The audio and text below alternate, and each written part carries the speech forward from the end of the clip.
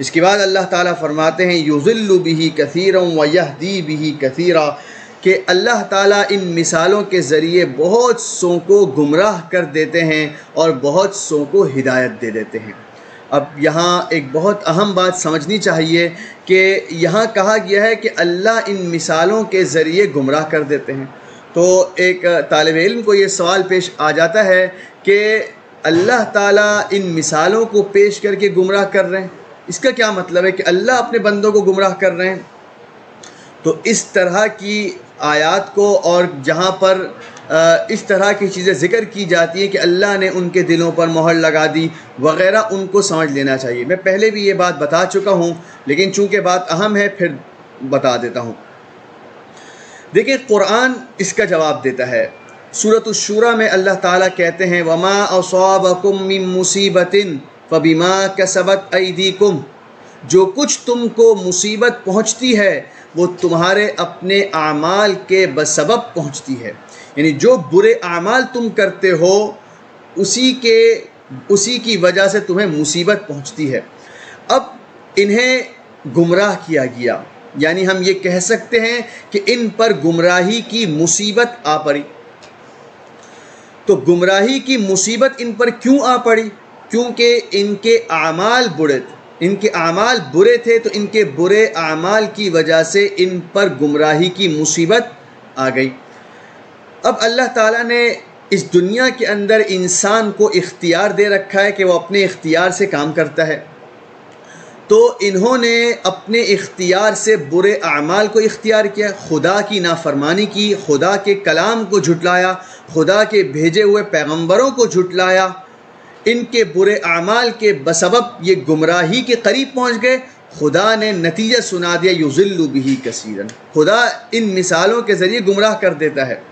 تو گمراہی کو اختیار ان لوگوں نے کیا اپنے ارادے سے، خدا نے تو صرف نتیجہ سنایا کہ یہ لوگ اب گمراہ ہو چکے ہیں، ان پر گمراہی کا لیبل لگ چکا ہے۔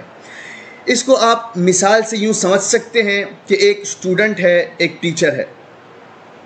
ٹیچر اپنے اسٹوڈنٹ کو کتاب پڑھاتا ہے، کتاب سمجھاتا ہے اور کہتا ہے کہ اس کتاب سے امتحان لیا جائے گا، ایگزام ہوگا۔ اب ایگزام ہوتا ہے، ٹیچر پیپر بناتا ہے اور اسٹوڈنٹ کے حوالے کر دیتا ہے۔ اب اسٹوڈنٹ اپنے اختیار سے پیپر کو حل کرتا ہے، تو اگر وہ پیپر کو صحیح حل نہیں کرتا اور ٹیچر اس کے پیپر کو دیکھنے کے بعد اس کے اوپر فیل لکھ دیتا ہے، تو آپ بتائیں کس کا قصور ہے؟ کیا یہاں پر ٹیچر کو قصوروار ٹھہرایا جائے گا کہ ٹیچر نے اسٹوڈنٹ کو فیل کر دیا، یا یوں کہا جائے گا، بلکہ ایک عقل مند یہی کہے گا کہ غلطی اسٹوڈنٹ کی ہے، ٹیچر نے تو اسے کتاب پڑھا دی، سمجھا دی، اب پیپر میں اسٹوڈنٹ نے اپنے اختیار سے غلطیاں کی ہیں، اپنے اختیار سے سوالات کو صحیح حل نہیں کیا، تو اب ٹیچر کیا کرے گا؟ جب سوال غلط حل کیا جائے گا، جب پیپر کو صحیح حل نہیں کیا جائے گا، تو اس ٹیچر نے تو فیل ہی کرنا ہے نا۔ تو یہاں پر ہم ٹیچر کو قصوروار نہیں ٹھہرا سکتے، بلکہ پوری کی پوری غلطی اس اسٹوڈنٹ کی ہے جس نے پیپر کو صحیح حل نہیں کیا۔ اسی طرح آپ یہاں سمجھیں، خدا نے اپنی کتاب اتار دی، اپنے انبیاء کو بھیج دیا کہ لوگوں کی رہنمائی کرو، انہیں صحیح راستہ بتاؤ۔ اب لوگوں نے انبیاء علیہ السلام کی بات کو، خدا کے کلام کو ٹھکرایا، اپنے اختیار اور ارادے سے برے اعمال کیے، خدا کی نافرمانی کی۔ اب خدا ان کے بارے میں کیا نتیجہ سنائے گا؟ خدا یہی کہے گا نا، یہ گمراہ ہو چکے ہیں، یہ حق راہ سے ہٹ چکے ہیں، انہوں نے جنت کا راستہ چھوڑ دیا، دوزخ کا راستہ اختیار کیا۔ تو غلطی لوگوں کی تھی، خدا نے نتیجہ سنا دیا ہے۔ تو جہاں پر بھی اللہ یہ کہتا ہے کہ اللہ نے ان کے دلوں پر مہر لگا دی، اللہ نے ان کو گمراہ کر دیا، تو خدا وہاں نتیجہ سنا رہا ہوتا ہے کہ ان لوگوں نے اپنے اختیار سے برے اعمال کیے، میری نافرمانی کی، میرے انبیاء کی تکذیب کی۔ خدا نتیجہ سناتا ہے کہ یہ گمراہ ہو چکے ہیں، خدا نتیجہ سناتا ہے کہ ان کے دلوں پر مہر لگ چکی ہے۔ اس بات کو آپ بہت اچھی طرح سمجھ لیجئے۔ عام طور پر لوگوں کے دلوں میں یہ شبہ پیش آتا ہے، میں نے اس کا جواب دینے کی کوشش کی ہے۔